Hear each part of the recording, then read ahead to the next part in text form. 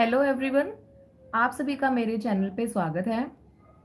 दोस्तों, आज हम इस वीडियो में कंप्लीट मॉडर्न हिस्ट्री को कवर करेंगे। तो चलिए स्टार्ट करते हैं। तो सबसे पहले मॉडर्न हिस्ट्री की जो शुरुआत होती है वो बेसिकली इंडियन नेशनल कांग्रेस की स्थापना के बाद से ही, भारतीय राष्ट्रीय कांग्रेस की स्थापना के बाद से ही मॉडर्न हिस्ट्री की शुरुआत मानी जाती है। तो चलिए आज हम सबसे फर्स्ट अपना जो टॉपिक स्टार्ट कर रहे हैं वो है इंडियन नेशनल कांग्रेस। तो भारतीय राष्ट्रीय कांग्रेस की स्थापना हुई 1885 में और इसकी स्थापना की गई थी 1885 में A.O. ह्यूम द्वारा, जो कि एक इंग्लिशमैन थे और रिटायर्ड सिविल सर्वेंट थे। इनके द्वारा भारतीय राष्ट्रीय कांग्रेस की स्थापना 1885 में की गई और इसका जो फर्स्ट सेशन हुआ वो आयोजित किया गया बॉम्बे में। और किसकी अध्यक्षता में किया गया? W.C. बनर्जी की अध्यक्षता में इसका पहला सेशन 1885 में आयोजित किया गया और इसमें कुल 72 प्रतिनिधियों ने इसमें भाग लिया। ये क्वेश्चन कई बार एग्जाम्स में पूछा जाता है कि जब भारतीय राष्ट्रीय कांग्रेस की स्थापना हुई तो उस समय पर उसमें कितने प्रतिनिधियों ने भाग लिया था? तो इसका आंसर है 72 प्रतिनिधियों ने। और जिस समय पे भारतीय राष्ट्रीय कांग्रेस की स्थापना हुई उस टाइम पे भारत के जो वायसराय थे वो थे लॉर्ड डफरिन। तो सबसे पहले हमारे दिमाग में एक बात आती है कि भारतीय राष्ट्रीय कांग्रेस की स्थापना एक इंग्लिशमैन द्वारा की गई जिसका नाम था A.O. ह्यूम। तो हमारे दिमाग में क्वेश्चन आता है कि एक इंग्लिशमैन द्वारा भारतीय राष्ट्रीय कांग्रेस की स्थापना क्यों की गई? तो दोस्तों, इसके पीछे ऐसा माना जाता है कि इसके पीछे एक मिथ है जो कि इस तरह से था कि जो A.O. ह्यूम है वो एक ड्रीम देखता है। वो देखता है कि 1857 की क्रांति जैसा कुछ एक विद्रोह दोबारा से होने वाला है। वह अपने सपने में ये सब देखता है क्योंकि 1857 की क्रांति इतनी फैल चुकी थी कि उस टाइम पे जो भी ब्रिटिश लोग थे उनके दिमाग में 1857 की क्रांति अच्छे से बैठी हुई थी। तो इसलिए ये बात जाकर A.O. ह्यूम, जो उस टाइम पे प्रेसिडेंट वायसराय थे लॉर्ड डफरिन, उनको जाकर ये बात बताता है कि मैंने एक सपना देखा है और उसमें 1857 की क्रांति जैसा कुछ विद्रोह दोबारा से होगा। तो फिर लॉर्ड डफरिन उनसे पूछते हैं कि तो इससे बचने के लिए हमें क्या करना चाहिए? तो तब A.O. ह्यूम उन्हें बोलते हैं कि हमें एक ऐसी पार्टी की स्थापना करनी पड़ेगी जिसमें भारतीयों को ये लगे कि हमारे लिए भी कुछ काम इनके द्वारा किया गया है और इस तरह से जो भी इनके मन में बात होगी वो हमें पता भी लगती रहेगी और इस तरह के दोबारा अगर कभी विद्रोह होगा तो वो भी होने से बच जाएगा। तो ये सब ऐसा माना जाता है कि भारतीय राष्ट्रीय कांग्रेस की स्थापना के पीछे एक ये मिथ था। तो उसके बाद 1857 की क्रांति के बाद से भारतीय राष्ट्रीय कांग्रेस की स्थापना 1885 में A.O. ह्यूम द्वारा कर दी जाती है और इसका जो फर्स्ट सेशन होता है वो बॉम्बे में आयोजित किया जाता है और किसकी अध्यक्षता में? W.C. बनर्जी की अध्यक्षता में। ठीक है। उसके बाद इनकी हर साल मीटिंग होती है ताकि उसके अंदर हमें क्या क्या अपने पार्टी के अंदर क्या क्या चीजें नई लेकर आनी है और क्या लोगों के लिए अच्छा रहेगा वो सब ये इस मीटिंग में डिस्कस किया करते थे। तो इसमें 4 मीटिंग्स इंपॉर्टेंट है। तो इनका एक तो हमें प्लेस अच्छे से पता होना चाहिए और किस किस की अध्यक्षता में ये मीटिंग्स की गई ये चीज़ हमें पता होनी चाहिए। तो इसकी जो पहली मीटिंग होती है वो होती है 1885 में और कहाँ पर आयोजित होती है? बॉम्बे में। और किसकी अध्यक्षता में होती है? W.C. बनर्जी की अध्यक्षता में। ठीक है। उसके बाद इसकी जो अगली मीटिंग होती है वो होती है 1886 में। कहाँ पर आयोजित की जाती है? कलकत्ता में। और उस टाइम पे इसकी अध्यक्षता किसके द्वारा की जाती है? दादा भाई नौरोजी द्वारा। उससे अगले साल फिर इनकी मीटिंग होती है 1887 में और ये होती है मद्रास में। और किसकी अध्यक्षता में होती है? बदरुद्दीन तैयबजी की अध्यक्षता में। फिर इनकी जो फोर्थ मीटिंग होती है वो होती है 1888 में इलाहाबाद में, और ये किसकी अध्यक्षता में होती है? जॉर्ज जियोल की अध्यक्षता में। ठीक है, तो ऐसा माना जाता है कि जो इंडियन नेशनल कांग्रेस की स्थापना बेसिकली 3 पर्सन्स के द्वारा की गई थी। ए.ओ. ह्यूम तो इसमें मेन थे ही, उनके साथ साथ थे दादा भाई नौरोजी और इदुल्ची वाचा। ये क्वेश्चन कई बार एग्जाम्स में आता है कि जो इदुल्ची वाचा थे ये कौन थे? तो वो एक पारसी थे। ठीक है, तो अब इंडियन नेशनल कांग्रेस की स्थापना में भी इसके दो पार्ट हो जाते हैं। एक होता है 1885 से 1905 का, जिसको हम बोलते हैं नरम दल या मॉडरेट। ठीक है, और जो 1905 से 1987 के जिसके लीडर्स होते हैं उस दल को हम बोलते हैं गरम दल या एक्सट्रीमिस्ट। ठीक है, तो अब इसमें जो इंपॉर्टेंट क्वेश्चन है ये कई बार एग्जाम्स में पूछे जाते हैं, ये रेलवे के एग्जाम में भी पूछा गया था कि जो फर्स्ट मुस्लिम प्रेसिडेंट था वो कौन था? तो वो थे बदरुद्दीन तैयबजी। और जो फर्स्ट ब्रिटिश प्रेसिडेंट थे वो थे जॉर्ज जियोल, या इनको फर्स्ट इंग्लिश प्रेसिडेंट भी बोल सकते हैं।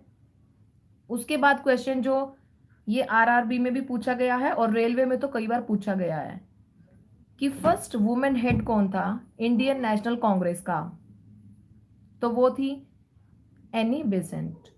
फर्स्ट वुमेन जो हेड थी वो थी एनी बेसेंट, और फर्स्ट इंडियन वुमेन जो हेड थी वो थी सरोजनी नायडू। तो इसमें हमें डिफरेंस क्लियर हो गया कि क्या क्वेश्चन है ये। इसमें पूछा गया कि अगर पहली महिला पूछा जाए भारतीय राष्ट्रीय कांग्रेस की, ठीक है, जो वुमेन हेड थी तो वो थी एनी बेसेंट, और फर्स्ट इंडियन वुमेन पूछा जाए तो वो थी सरोजनी नायडू, जिनको स्वर कोकिला या नाइटेंगल ऑफ इंडिया भी बोला जाता है। ठीक है, तो उसके बाद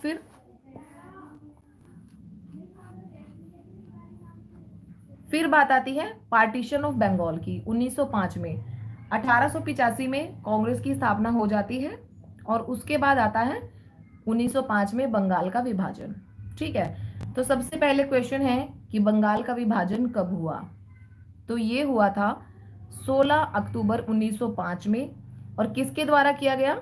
लॉर्ड कर्जन के द्वारा। ठीक है, जब बंगाल का विभाजन हुआ तो उस समय पे जो वॉइस रहे थे वो थे लॉर्ड कर्जन, और इनके द्वारा बंगाल का विभाजन किया गया 16 अक्टूबर 1905 को।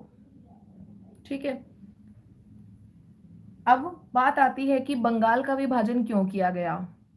जैसा कि आप सभी को पता है कि 1857 की क्रांति का जो विद्रोह था वो भारतीयों के द्वारा एक बहुत बड़े लेवल पे किया गया था, और उससे पूरे के पूरा ब्रिटिश जो लोग थे उनके अंदर एक डर था। तो उन्होंने सोचा कि अब हम इन लोगों की एकजुटता को किस तरह से अलग अलग करें। तो उन्होंने सोचा कि हम हिंदू और मुस्लिम को अलग अलग कर देते हैं, या भाषा के आधार पर इन लोगों को अगर हम बांट दें तो ये जो विद्रोह है वो बट जाएगा और लोगों का ध्यान अलग अलग जगह बढ़ जाएगा, तो वो दोबारा से इस तरह का विद्रोह नहीं कर सकेंगे। तो इसके पीछे मुख्य कारण यही था। तो इसमें लॉर्ड कर्जन का काफी बड़ा योगदान था बंगाल के विभाजन में। तो वो क्या करते हैं कि जो पूरा बंगाल होता है उसको दो पार्ट में डिवाइड कर देते हैं, वेस्ट बंगाल और ईस्ट बंगाल। तो ये बंगाल का विभाजन कब हुआ? 16 अक्टूबर 1905 को, और किसके द्वारा किया गया? लॉर्ड कर्जन के द्वारा। ठीक है, तो अब है इसका ऑब्जेक्टिव क्या था कि बंगाल का विभाजन जो किया गया उसका मुख्य उद्देश्य क्या था?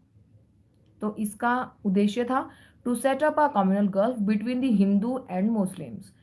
जो हिंदू और मुस्लिम लोग हैं उनके बीच में एक सांप्रदायिक खाई स्थापित करना, भाषा के आधार पर लगा लो या फिर धर्म के आधार पर। ठीक है, फिर उसके बाद आता है स्वदेशी मूवमेंट। स्वदेशी मूवमेंट क्या था? ये भी 1905 में किया गया था, और ये किया गया था बंगाल विभाजन के विरोध में। जो गरम दल के लोग थे उन्होंने इसका काफी विरोध किया था, क्योंकि इससे जो हिंदू और मुस्लिम लोग थे उनके बीच में दंगे फसाद होने शुरू हो गए थे, और वो आपस में लड़ाई झगड़ा ज़्यादा कर रहे थे, तो जिस कारण से इन्होंने स्वदेशी मूवमेंट लॉन्च की और ये बंगाल विभाजन के विद्रोहों में विरोध में ये स्वदेशी मूवमेंट लॉन्च की गई थी। और जैसा कि मैंने आपको बताया कि जो इंडियन नेशनल कांग्रेस थी उसमें भी दो पार्ट हो गए थे, एक था मॉडरेट ग्रुप और एक था एक्सट्रीमिस्ट ग्रुप, जिसको हम आगे पढ़ेंगे। तो स्वदेशी मूवमेंट को जो मॉडरेट ग्रुप के लोग थे वो इसको ज्वाइन नहीं करते हैं और ना ही इसको सपोर्ट करते हैं, ठीक है। और जो एक्सट्रीमिस्ट ग्रुप के लोग होते हैं वो क्या करते हैं, जितना भी फॉरेन कंट्री का जो सामान होता है, जो विदेशी सामान है, उनको बहिष्कार कर देते हैं और बोलते हैं कि जो भी हमारे देश में बनी हुई चीज़ें हैं हम उन्हीं को ही यूज़ करेंगे और विदेशी चीज़ों का बहिष्कार करो। लेकिन इसका पूरी तरह से विरोध किया गया इंग्लिश मैन द्वारा भी और जो मॉडरेट ग्रुप के लोग थे उनके द्वारा भी। और इंडियन नेशनल कांग्रेस ने जो स्वदेशी मूवमेंट था उसका जो फर्स्ट सेशन या उन्होंने जो फर्स्ट मीटिंग की वो करी गई थी बनारस में 1905 में, और जिसकी अध्यक्षता की थी गोपाल कृष्ण गोखले के द्वारा, ठीक है। और जो स्वदेशी मूवमेंट थी उसको किसने स्थापित किया था, सुरेश नाथ बनर्जी ने। और जो इनकी पहली मीटिंग हुई थी, ये क्वेश्चन पूछा जाता है कि किसके अध्यक्षता में की गई थी, गोपाल कृष्ण गोखले की। और स्थापित किसने की थी, सुरेश नाथ बनर्जी ने। और इनकी जो पहली मीटिंग हुई थी वो हुई थी टाउन हॉल कलकत्ता में, जो कलकत्ता का टाउन हॉल था उसमें पहली मीटिंग आयोजित की गई थी, ठीक है। उसके बाद फिर स्वदेशी मूवमेंट के बाद आती है मुस्लिम लीग की स्थापना हुई, जो कि हुई 1906 में, ठीक है। अब सबसे पहले ये किसके द्वारा एस्टेब्लिश की गई, तो ये की गई थी आगा खान, सलीमुल्लाह खान और मोहम्मद अली जिन्ना द्वारा, ठीक है। उनके द्वारा मुस्लिम लीग की स्थापना की गई थी। और इसका मुस्लिम लीग की स्थापना का मुख्य उद्देश्य क्या था, जो इसका मोटो था वो था राइट्स फॉर मुस्लिम्स, ठीक है, कि मुसलमानों के लिए अधिकारों की मांग करना, या फिर separate electorate of the Muslims, मुसलमानों का अलग से एक मतदाता होना चाहिए।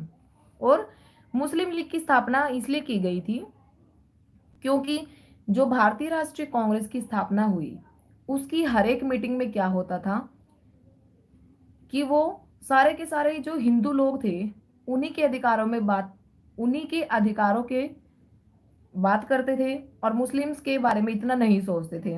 तो ये चीज़ जो ब्रिटिश लोग थे उन्होंने देखी कि हम लोगों के बीच में किस तरह से फूट पैदा कर सकते हैं। तो उन्होंने देखा कि हम जो मुसलमान लोग हैं उनको इस तरह से अपनी तरफ कर सकते हैं। और उन्होंने क्या किया, जो मोहम्मद अली जिन्ना होते हैं उसको वो बोलते हैं कि हम तुम्हें मुसलमानों का एक अलग से लीडर्स बनाएंगे अगर तुम सभी मुस्लिम को अपनी तरफ कर लो और उसके लिए एक अलग पार्टी बना लो। तो तब मुस्लिम लीग की स्थापना की जाती है आगा खान द्वारा, सलीमुल्लाह खान द्वारा और मोहम्मद अली जिन्ना द्वारा। और इसका जो हेडक्वार्टर बनाया गया था वो बनाया गया लखनऊ में, ठीक है। तो ये जो मुस्लिम लीग के लोग थे वो क्या करते हैं, बंगाल पार्टीशन को सपोर्ट करते हैं। क्यों करते हैं इसको सपोर्ट, क्योंकि अगर जो बंगाल का विभाजन हो जाएगा तो उसमें जो मुस्लिम लोग हैं उनको अलग से एक जगह दे दी जाएगी और जो हिंदू लोग थे उनको अलग से सेपरेट कर दिया जाएगा। तो इसलिए मुस्लिम लोगों ने इसको बंगाल पार्टीशन को भी सपोर्ट किया और किसका अपोज किया, स्वदेशी मूवमेंट का, ठीक है, मुस्लिम लीग के द्वारा। इसमें जो मेन क्वेश्चंस बनते हैं वो सबसे पहले यही है कि जो मुस्लिम लीग एस्टेब्लिश की गई थी वो किस किस के द्वारा की गई थी, तो वो आगा खान द्वारा और सलीमुल्लाह खान द्वारा। और जो इसके फाउंडर थे वो थे मोहम्मद अली जिन्ना, आगा खान और सलीमुल्लाह खान। और इसका मोटो क्या था, राइट्स फॉर मुस्लिम्स। और इसका जो हेडक्वार्टर था वो था लखनऊ में, ठीक है। अब मुस्लिम लीग के बाद आता है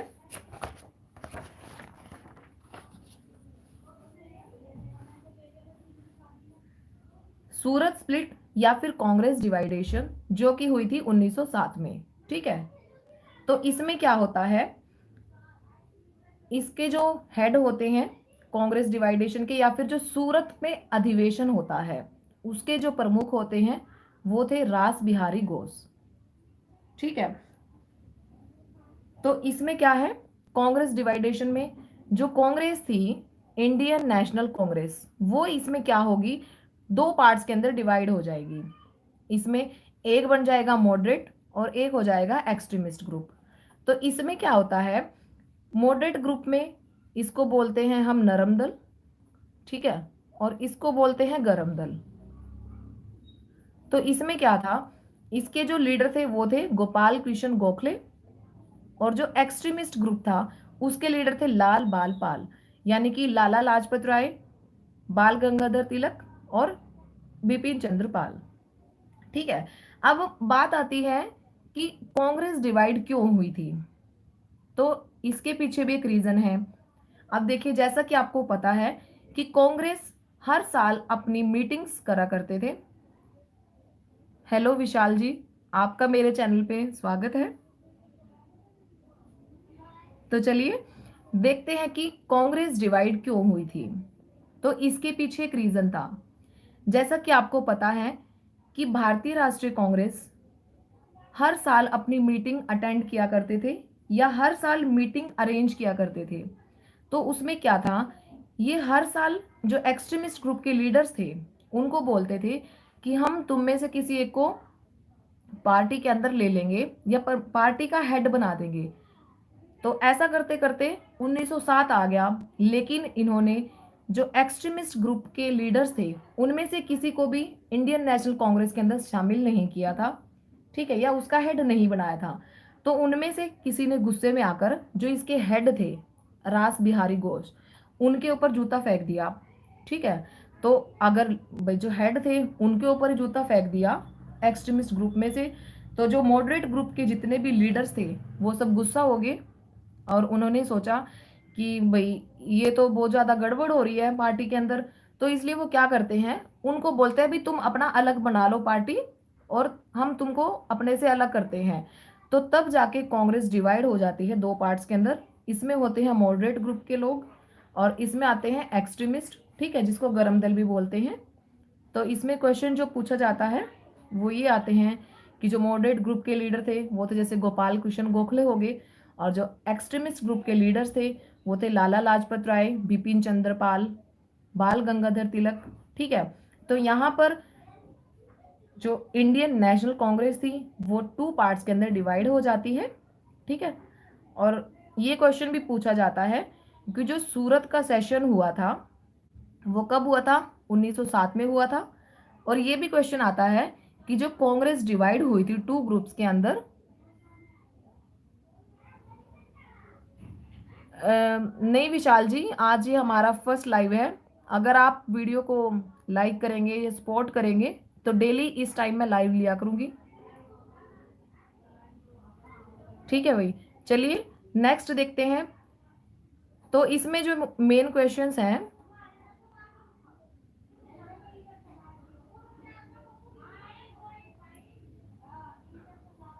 चलिए भाई, तो इसका जो इसमें मेन क्वेश्चंस पूछे जाते हैं वो यही था कि जो कांग्रेस जिस टाइम पे डिवाइड हुई तो उसका हेड तब कौन था, रास बिहारी घोष। और जब कांग्रेस डिवाइड हुई तब उस टाइम पे जो सेशन था वो कहाँ पर आयोजित किया गया, तो वो किया गया था सूरत में और 1907 में।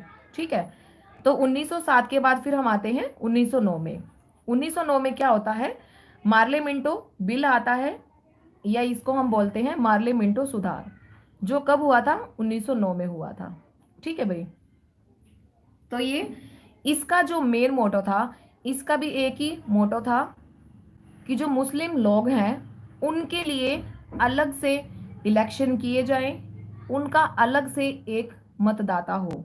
ठीक है, और इन्होंने क्या किया, सपोर्ट किया मुस्लिम लीग को, और जो स्वदेशी मूवमेंट थी उसका बायकॉट किया। ठीक है, इन्होंने क्या बोला कि मुस्लिम लोगों के लिए अलग से एक लीडर होना चाहिए, क्योंकि ये सब हिंदू लोग हैं और ये सिर्फ हिंदुओं के बारे में सोचते हैं, हमारे बारे में तो कोई सोच ही नहीं रहा। तो इसलिए ये मार्ले मिंटो सुधार आया था, ये आया था 1909 में, during the period when Lord Minto was the viceroy of India. तब कब आया था ये? जब मॉर्ले मिंटो क्या थे? वाइसरॉय थे इंडिया के, और जो मॉर्ले थे वो सेक्रेटरी थे स्टेट के। ठीक है, तो इसमें इतना कोई कुछ क्वेश्चंस पूछे नहीं जाते, बस इसमें ये याद रखना आप कि जो मार्ले मिंटो सुधार हुआ था वो कब हुआ था और इनका मेन मोटो क्या था। ठीक है, उसके बाद जो नेक्स्ट है वो आता है 1911 में। तो 1911 में क्या होता है? दिल्ली दरबार लगता है। इसमें से जो क्वेश्चंस हैं वो ये थे कि जो जब दिल्ली दरबार का आयोजन किया गया तब वायसराय कौन थे? तो वो वायसराय थे लॉर्ड हार्डिंग। और उस टाइम पे चीफ गेस्ट कौन आए थे? तो वो थे किंग जॉर्ज फिफ्थ और क्वीन मैरी। ठीक है, ये क्वेश्चन पूछे जाते हैं और ये इंपॉर्टेंट भी हैं।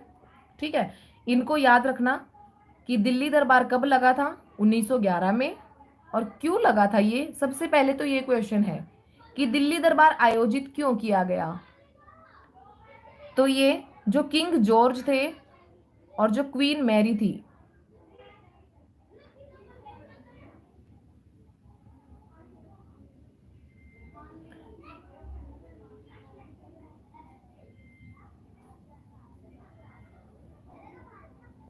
चलिए भाई, जो बात कर रहे थे हम कि जो दिल्ली दरबार था ना उसका आयोजन क्यों किया गया था, तो ये जो किंग जॉर्ज थे और जो क्वीन मैरी थी उनका वेलकम करने के लिए दिल्ली दरबार को आयोजित किया गया था, और वो ही इसमें चीफ गेस्ट थे, किंग जॉर्ज फिफ्थ और क्वीन मैरी। ठीक है, तो इसमें कुछ आउटकम निकली थी जो दिल्ली दरबार में थी, वो आउटकम मेन है, उनको अच्छे से याद रखिएगा। तो इसमें जो अनाउंसमेंट्स की गई थी या फिर जो आउटकम निकली थी उसकी, तो वो क्या थी कि जो इनकी कैपिटल थी ना, पहले कहाँ थी? कलकत्ता में थी। ठीक है, उसको ट्रांसफर कर दिया कहाँ पर? दिल्ली में। दिल्ली को क्या बना दिया गया? कैपिटल बना दिया गया। और ये क्वेश्चन अभी हाल ही में एक डीएसएसबी का एग्जाम हुआ था, तो उसमें ये क्वेश्चन पूछा गया था कि जो दिल्ली थी उसको भारत की राजधानी कब बनाया गया? तो इसका आंसर है 1911 में। दिल्ली दरबार में ये अनाउंसमेंट्स की गई थी कि जो पहले राजधानी थी कैलकाटा में उसको ट्रांसफर किया गया दिल्ली में। ठीक है, और इसमें एक और आउटकम आई थी 1905 का जो बंगाल पार्टीशन था, बंगाल का विभाजन था, उसको दिल्ली दरबार के अंदर रद्द कर दिया गया। ठीक है, अब आपको पता है कि बेशक कोई भी हम जैसे कोई काम करते हैं, अगर वो एक बार लागू हो गया तो लोगों को भी उनकी आदत हो जाती है। ठीक है, और कोई भी चीज अगर एक बार हो जाए तो फिर उसको पहले जैसा करना थोड़ा मुश्किल होता है। तो बेशक इसमें 1905 में बंगाल विभाजन को रद्द कर दिया गया, लेकिन अब तो जितने भी मुस्लिम लोग थे उनके दिमाग में ये बात आ चुकी थी कि हमें अपना अलग से एक लीडर चाहिए, अलग से हमारा एक कोई लीडर होना चाहिए। ठीक है, तो इसकी जो मेन आउटकम थी इनको याद रखना। ठीक है, और उस टाइम पे जो वॉइस राय थे, हेलो जी टेक ज्ञान, आपका वेलकम है मेरे चैनल पे और थैंक यू फॉर सब्सक्राइब। चलिए वही आगे देखते हैं। उसके बाद 1911 के बाद बात आती है 1913 में। 1913 में क्या होता है? गदर पार्टी की स्थापना होती है। ठीक है, अब जो गदर पार्टी की स्थापना होती है वो किसके द्वारा की जाती है? लाला हरदयाल द्वारा, सरदार संपूर्ण सिंह द्वारा और तारक अद्दास द्वारा। ठीक है भाई, ये इसकी स्थापना की जाती है इन तीन लोगों द्वारा, ये ध्यान रखना। और कब की जाती है? मेन तो ये है, ये की जाती है 1913 में। अब बात आती है कि इसको कहाँ पे लागू किया गया, तो ये कहाँ पे इसकी पार्टी की स्थापना की गई? तो इसकी स्थापना की गई थी सैन फ्रांसिस्को में, या इसका हेडक्वार्टर जो था यूएस में। ठीक है, यूएसए में। अब बात आती है कि जो फॉरेन कंट्री है उसमें गदर पार्टी की स्थापना क्यों की गई? अब देखिए, क्योंकि हम बात कर रहे हैं 1913 की, तो उस टाइम पे जितने भी जो ये युद्ध होते थे तो उनमें जिन भी इंस्ट्रूमेंट्स की ज़रूरत होती थी, तो जो फॉरेन कंट्री में लोग रहते थे वो क्या करते थे? पैसे इकट्ठा करते थे और भारतीयों के पास पैसे भेजते थे ताकि ये अपने इंस्ट्रूमेंट वगैरह खरीद सके।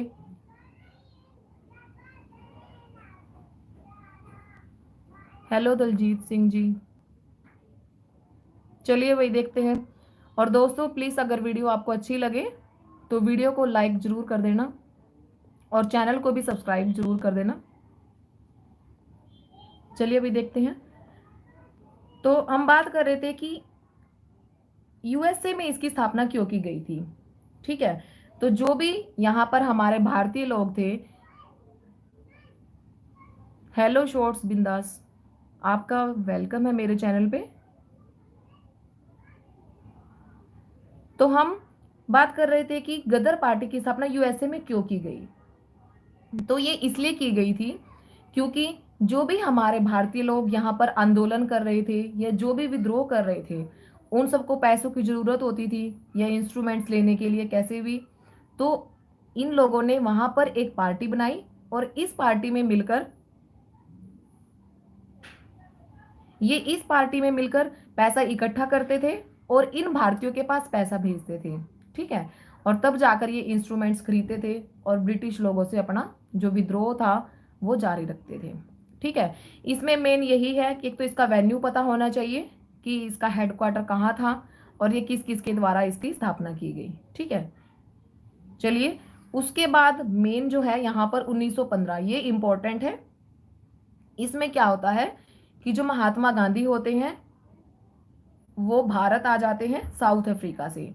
ठीक है, अब यहाँ से जो क्वेश्चन होते हैं वो दो क्वेश्चन उठते हैं कि जो महात्मा गांधी का जो फ्रेंड था साउथ अफ्रीका में उसका नाम क्या था। तो उसका नाम था पोलक। ठीक है, ये क्वेश्चन कई बार पूछा जाता है एग्जाम में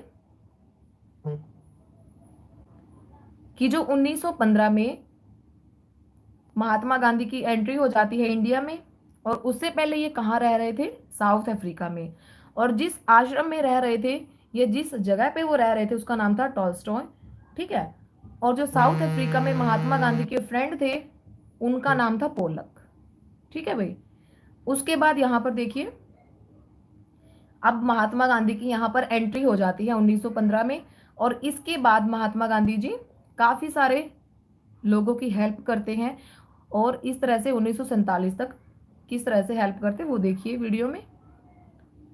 तो इसके बाद 1916 में क्या होता है, होम रूल मूवमेंट आता है। होम रूल मूवमेंट, तो ये किस किस के द्वारा इसकी स्थापना की जाती है।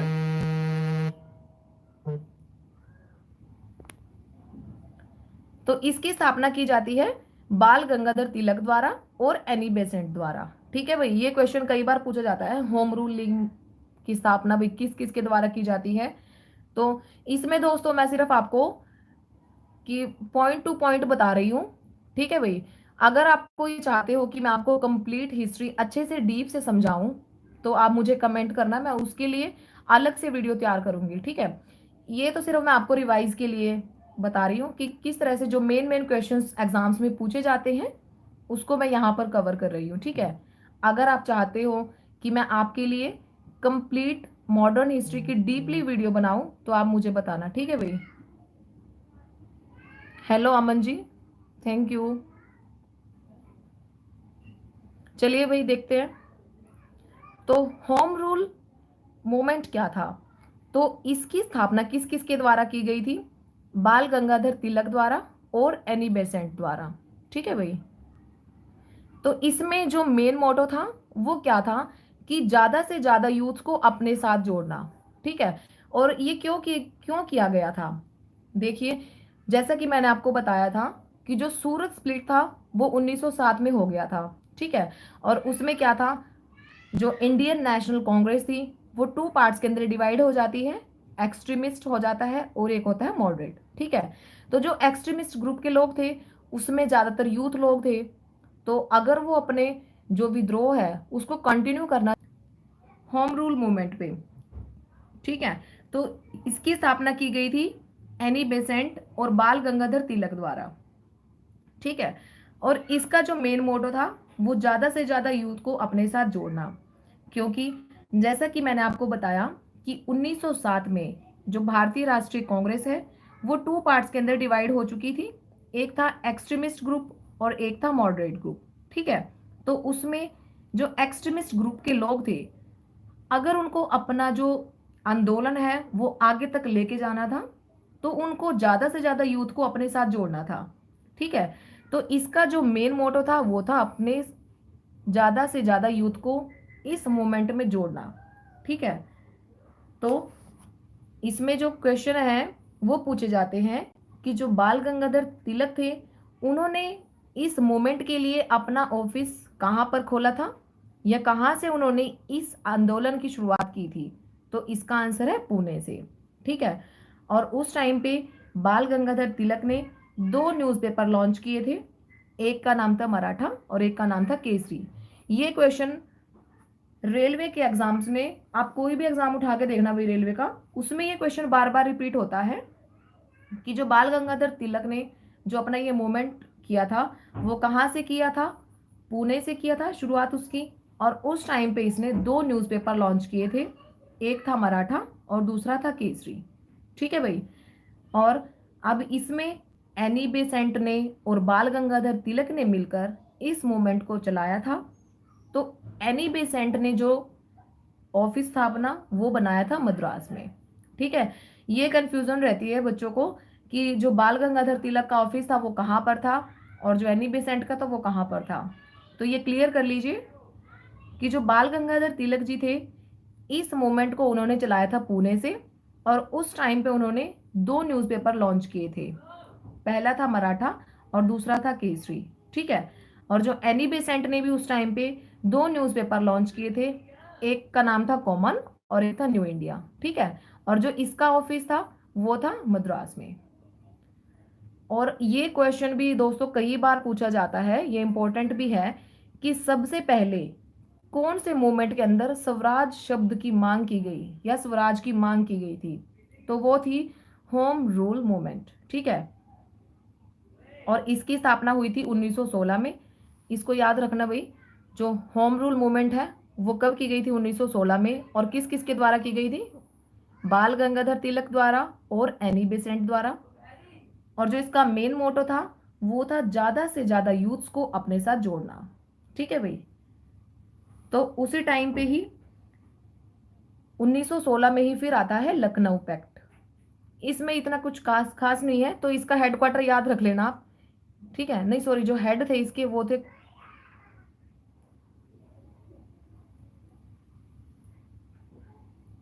इसके जो हेड थे वो थे एसी मजूमदार। ठीक है भाई, और ये क्वेश्चन भी कई बार पूछा जाता है कि भाई कौन सा ऐसा पैक्ट था जिसके अंदर हिंदू मुस्लिम की यूनिटी की बात की गई थी। ठीक है, तो वो था लखनऊ पैक्ट। इस पैक्ट के अंदर जो हिंदू और मुस्लिम लोग थे उनको एक साथ करने की बात की गई थी। ठीक है, और ये कब हुआ था, 1916 में हुआ था। तो 1916 में याद रखना आप, एक तो हुआ था लखनऊ पैक्ट और एक हुआ था होम रूल मूवमेंट। ठीक है, ये दोनों हुई थी 1916 में। उसके बाद बात आती है, अब यहाँ से जो स्टार्ट हो जाता है वो हमारा गांधीयन ईरा जिसको बोलते हैं। ठीक है, वो 1915 से लेकर 1948 का जो भी टाइम पीरियड है उसको हम, क्योंकि 1915 में गांधी जी की एंट्री हो जाती है इंडिया में, और उसके बाद ये सारे सत्याग्रह जो होते हैं वो स्टार्ट हो जाते हैं। तो चलिए, इसमें जो सबसे पहला है, थैंक यू टेक ज्ञान जी। चलिए भाई देखिए, तो इसमें देखो गांधी एरा क्या होती है, ये थर्ड और फाइनल फेज होती है नेशनलिस्ट मूवमेंट की। ठीक है, जिसको हम बोलते हैं गांधीयन एरा।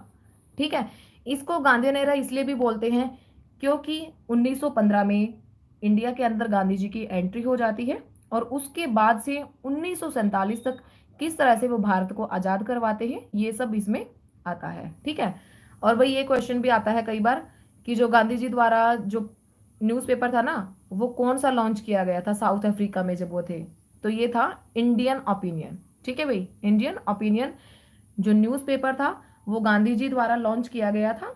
ठीक है, और जब वो साउथ अफ्रीका से लौटकर इंडिया में आए तो उस दिन को प्रवासी दिवस के नाम से जाना जाने लगा था। तो वो कौन सा दिन है, तो ये था 9 जनवरी 1915। ये भी याद रखना भाई, ये इंपॉर्टेंट है। एक तो ये न्यूज़पेपर और ये, ठीक है, कि प्रवासी दिवस किस दिन मनाया जाता है। तो चलिए, अब 1915 में गांधी जी आ जाते हैं उसके बाद 1916 में होम रूल मूवमेंट होता है और लखनऊ पैक्ट होता है। उसके बाद 1917 में होता है चंपारण मूवमेंट। ठीक है भाई, तो चंपारण सत्याग्रह क्या था? तो इसमें क्या होता है चंपारण सत्याग्रह में कि जो ब्रिटिश लोग थे ना, वो क्या करते हैं, जो भारत के किसान होते हैं उनको फोर्स करते हैं कि तुम नील की खेती उगाओ। ठीक है, और वो नील की खेती उगाते हैं, लेकिन उसके बाद वो जो इंग्लिश मैन थे उनको आर्टिफिशियल जो थी नील, वो उसकी पैदावार करनी शुरू कर देते हैं। तो उसके बाद क्या होता है कि जो हमारे भारत के किसान थे उनकी नील की जो खेती थी उसको कोई उनको पैसा ही नहीं दे रहे थे, और उल्टा उनसे वो टैक्स वसूला करते थे, ज्यादा से ज्यादा टैक्स लेते थे। ठीक है, तो इस कारण जो भारतीय किसान थे उनकी स्थिति बहुत ज्यादा बदतर होती जा रही थी। तो उन्होंने सोचा कि भाई हम भी गांधी जी के पास जाते हैं। तो वो 1917 में तब चंपारण सत्याग्रह होता है। ठीक है, इसमें क्या करते हैं, महात्मा गांधी जी उन किसानों की हेल्प करते हैं। ठीक है, और ये पूछा जाता है कि जो चंपारण मूवमेंट था वो कहाँ से स्टार्ट हुआ था? तो ये हुआ था बिहार में। ठीक है, और ये क्वेश्चन भी पूछा जाता है कि जो महात्मा गांधी किसके कहने पर आए थे इस मूवमेंट में शामिल होने के लिए? राजकुमार शुक्ला थे, जिन्होंने महात्मा गांधी जी को बोला था कि भाई किसानों की हेल्प करो या जो भी था। ठीक है, और महात्मा गांधी क्या होते हैं फिर इस मूवमेंट के अंदर सक्सेस हो जाते हैं। भाई अभी मैं आपको थोड़ा थोड़ा पॉइंट टू पॉइंट समझा रही हूँ, जो जो मेन मुझे लग रहा है कि एग्जाम पॉइंट ऑफ व्यू से इंपॉर्टेंट है। ठीक है, अगर आप डीप में पढ़ना चाहते हैं तो उसके ऊपर तो भाई फिर काफ़ी टाइम चाहिए, फिर एक वीडियो में तो हो ही नहीं पाएगा। ठीक है, उसके लिए अलग से फिर वीडियोस बनानी पड़ेंगी। तो इसमें 1917 में महात्मा गांधी जी इस मूवमेंट के अंदर सक्सेस हो जाते हैं। याद रखना भाई, चंपारण मूवमेंट में भाई गांधी जी को किसने बुलाया था?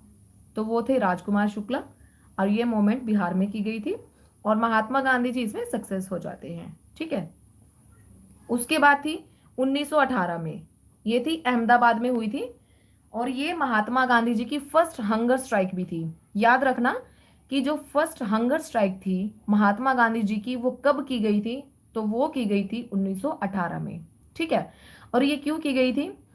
तो उस टाइम पे भाई क्या था कि जो अहमदाबाद में जो मिल थी वहां पर काफी सारे जो वर्कर थे वो काम करते थे। तो उस टाइम पे क्या था, उस टाइम पे ज्यादा हैजा फैल रहा था। ठीक है, तो उस टाइम काफी सारे जो वर्कर थे वो भी उसकी चपेट में आ जाते हैं, तो उन वो काम पे नहीं जा पाते। ठीक है, तो जो वर्कर होते हैं वो काम पर ना जाने के कारण उनके पास पैसों की कमी हो जाती है, और वो अगर जो ओनर था उनसे पैसों की मांग करता है तो वो जो ओनर होते हैं वो पैसों के लिए मना कर देते हैं।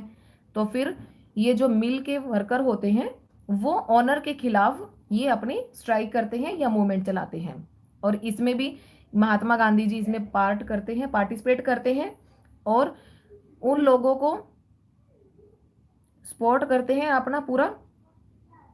और 1918 में फिर महात्मा गांधी जी अपनी फर्स्ट हंगर स्ट्राइक भी करते हैं। ठीक है, और इसमें क्या होता है, जो गांधी जी होते हैं वो क्या करते हैं, मिल ऑनर के साथ बात करते हैं और उनको 30% का मार्जिन भी इसमें दिलवाते हैं। ठीक है, और इस तरह से जो ये फर्स्ट हंगर स्ट्राइक थी महात्मा गांधी जी की वो भी सक्सेसफुल हो जाती है। ठीक है, और इसमें ये याद रखना, ये भी क्वेश्चन आता है कि जो लेबर एसोसिएशन थी, ठीक है, वो किसके द्वारा एस्टेब्लिश की गई थी? तो वो गांधी जी द्वारा की गई थी। कहां पर? अहमदाबाद में। ठीक है भाई, तो उसके बाद आता है रॉलेट एक्ट। ठीक है, जिसको काला कानून भी हम बोलते हैं। ठीक है, क्यों बोलते हैं इसको काला कानून? चलिए देखेंगे हम। देखिए, ये है 5 फरवरी 1919 की बात। तो उस टाइम पे आपको पता ही होगा सबको, जलियांवाला जो कांड हुआ था अमृतसर में, वो था ये। ठीक है, इसलिए इसको रॉलेट एक्ट या काला कानून के नाम से जाना जाता है। तो जो जो जलियांवाला बाग जो हत्याकांड हुआ था वो हुआ था 13 अप्रैल 1919 में। ठीक है, और उस टाइम पे जो वॉइसराय थे वो कौन थे? जेम्स फोर्ड थे।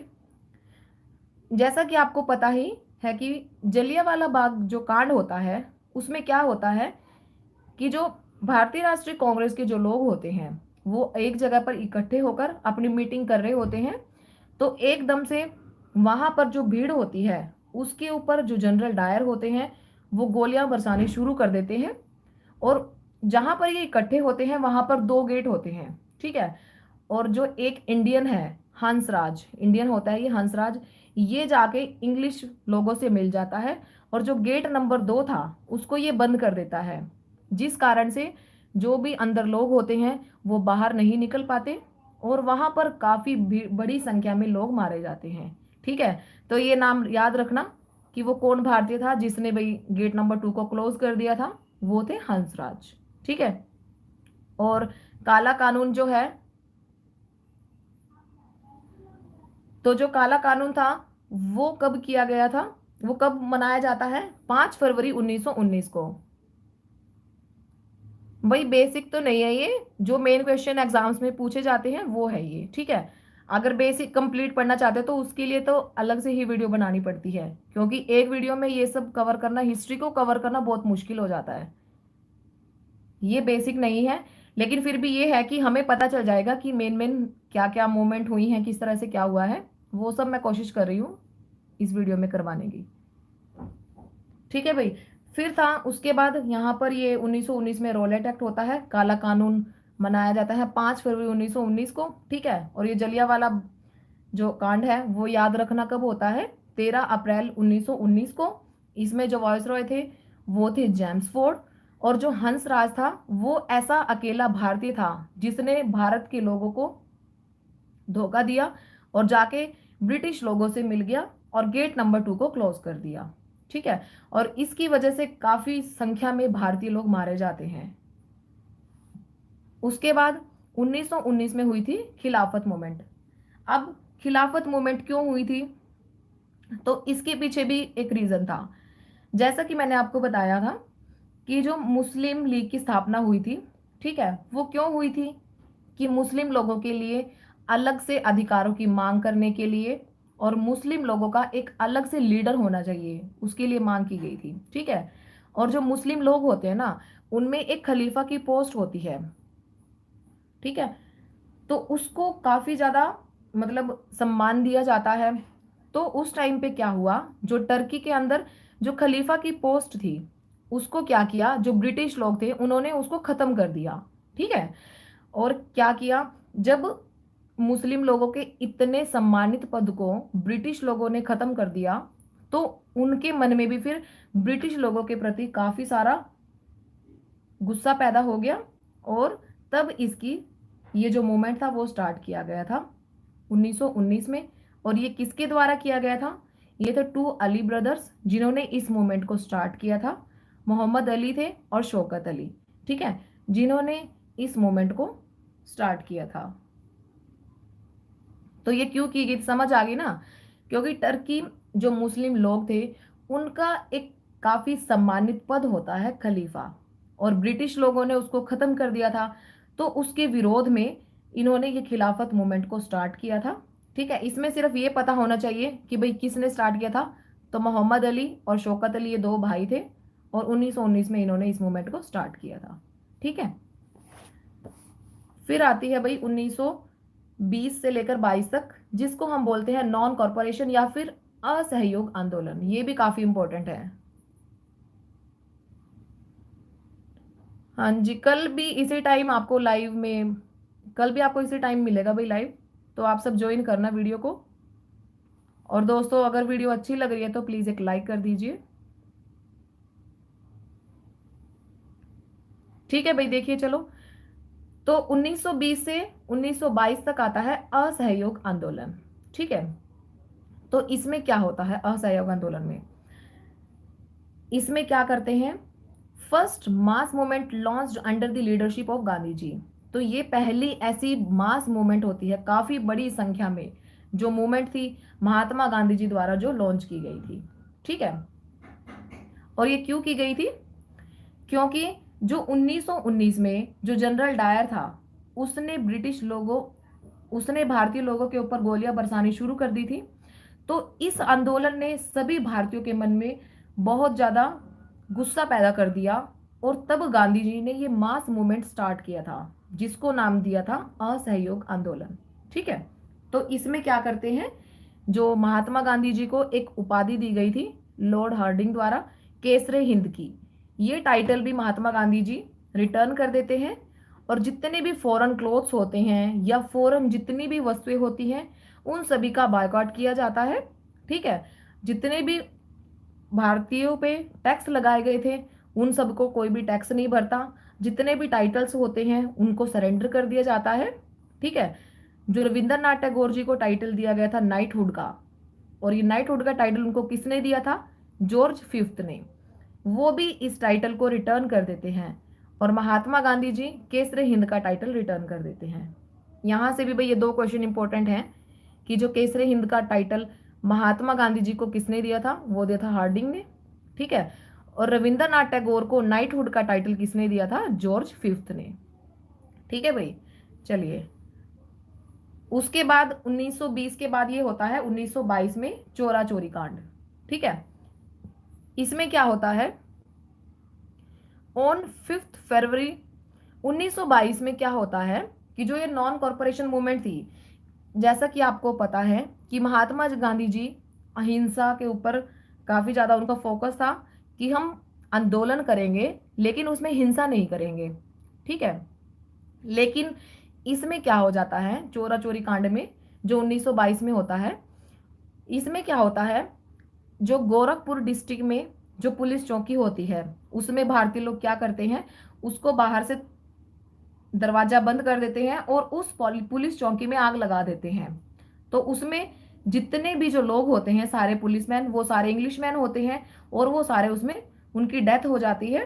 ठीक है, तो इस तरह से जो महात्मा गांधी जी ने असहयोग आंदोलन चलाया था, जिस जो अहिंसा के ऊपर बेस था, वो तो फेल हो जाती है क्योंकि यहाँ पर 1922 में चोरा चोरी कांड में हिंसा हो जाती है। ठीक है, तो इसलिए महात्मा गांधी जी क्या करते हैं, जो उन्होंने असहयोग आंदोलन चलाया था 1920 में उसको वो यहाँ पर खत्म कर देते हैं 1922 में। क्यों कर देते हैं? क्योंकि भारतीय लोग यूपी के जो गोरखपुर डिस्ट्रिक्ट में एक पुलिस चौकी में आग लगा देते हैं और उसमें काफी सारे ब्रिटिशर मारे जाते हैं। ठीक है, तो महात्मा गांधी इस बात से काफी नाराज हो जाते हैं, और तो वो यहाँ पर इस जो मूवमेंट चलाई थी उन्होंने नॉन कॉरपोरेशन, उसको क्विट कर देते हैं, और फिर गांधी जी को अरेस्ट कर लिया जाता है और उनको 6 साल के लिए जेल में भेज दिया जाता है। ठीक है, फिर उसके बाद बात आती है 1923 में। 1923 में बनाई गई स्वराज पार्टी, और ये किस किस के द्वारा बनाई गई थी? अब भाई बात आती है कि ये पार्टी क्यों बनाई गई थी। देखिए, जैसे 1922 में जो ये गांधी जी को जेल में ले जाया जाता है, उनको 6 साल के लिए वहां पर बंद कर देते हैं। ठीक है, तो तब क्या होता है, क्योंकि गांधी जी को काफी लोग तब मानने लग जाते हैं अपना लीडर। ठीक है, और जब लीडर को ही गिरफ्तार कर लिया तो जो भीड़ थी तो वो अब किसके पीछे चलेगी, क्योंकि सब तो गांधी जी के पीछे पीछे चल रहे थे। ठीक है, तो लोग भी तब क्या करते हैं, इधर उधर हो जाते हैं, और कोई इंटरेस्टेड नहीं होता फिर इन मूवमेंट्स में पार्टिसिपेट करने के लिए। तो तब जाके 1923 में एक स्वराज पार्टी बनाई जाती है, ताकि जो ये ब्रिटिशर्स को भगाने का फैसला गांधी जी ने लिया है वो सक्सेसफुल हो सके। ठीक है, तो तब जाके 1923 में स्वराज पार्टी बनाई जाती है, और ये किस किस के द्वारा बनाई जाती है? चित्तरंजन दास द्वारा और मोतीलाल नेहरू द्वारा। ठीक है, और जो इसमें मेन लीडर होते हैं वो होते हैं सुभाष चंद्र बोस जी और सरदार भाई पटेल। ठीक है भाई, बस इसमें इतना कुछ पढ़ने की ज्यादा जरूरत नहीं है, बस इसमें ये पता होना चाहिए कि ये पार्टी कब बनी थी और इसके कौन कौन इसके मेन लीडर थे, ये सब। ठीक है, तो उसके बाद बनती है 1924 में हिंदुस्तान रिपब्लिक एसोसिएशन। ठीक है, तो ये बनती है 1924 में, और इसके जो फाउंडर होते हैं वो होते हैं राम प्रसाद बिस्मिल। ठीक है, अगर भाई ये क्वेश्चन ना काफी कंफ्यूजिंग है, इनको अच्छे से देख लेना। ठीक है, अगर बात आए फाउंडर की तो वो है राम प्रसाद बिस्मिल, और अगर आए रियल फाउंडर की तो वो है चंद्रशेखर आजाद। क्योंकि जो ये पार्टी थी ना HRA, तो इसको राम प्रसाद बिस्मिल बनाते तो हैं, लेकिन जो इस पार्टी को आगे तक चलाते हैं वो थे चंद्रशेखर आजाद। ठीक है, और जो इस पार्टी का जो हेडक्वार्टर था या वेन्यू था वो था कानपुर में। ठीक है, और ये पार्टी बनाई क्यों जाती है, मेन तो ये बात है कि पार्टी बनाई क्यों की गई। तो ये बनाई गई थी जो काकोरी रॉबरी केस है, ठीक है, उसके लिए बनाई गई थी। अब ये बात आती है कि जो काकोरी रॉबरी केस है वो क्या था। तो इसमें क्या था ये 1925 में होता है जो काकोरी कांड होता है, ठीक है, ये 1925 में होता है।